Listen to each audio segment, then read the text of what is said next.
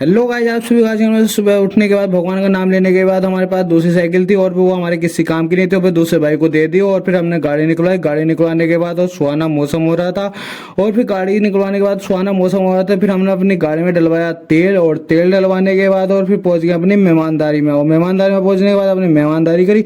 मेहमानदारी करने के बाद और फिर आ गए हम अपने घर। और घर आने के बाद करे जंगल के कपड़े चेंज करने के बाद फिर पापा ने जोड़ ली थी बैलगाड़ी में बैठ गया पापा के साथ और फिर चल दिए हम अपने जंगल गांव को चारा लेने। और फिर जय माता की बोल के रास्ते में फिर गांव का चारा लिया और गांव का चारा काटने के बाद और फिर पापा के साथ और फिर हमें दिखा जंगल में ही इंद्रधनुष का नजारा देखने के बाद और फिर गांव का चारा गाड़ी में डालने के बाद और गाड़ी में डालने के बाद फिर आ गए हम घेर में आने के बाद और फिर घेर का सारा काम कराया और गांव का चारा कटाने के बाद और फिर हम आ गए अपने घर। और घर आने के बाद दोस्त के पास शाम को घूम के आने के बाद और फिर आ गए हम घर आने के बाद हम मिलेंगे आपको न्यू ब्लॉग में। आज का दिन है पे समाप्त। जय Shri Ram, bye bye. New blog देखेंगे, चैनल सब्सक्राइब।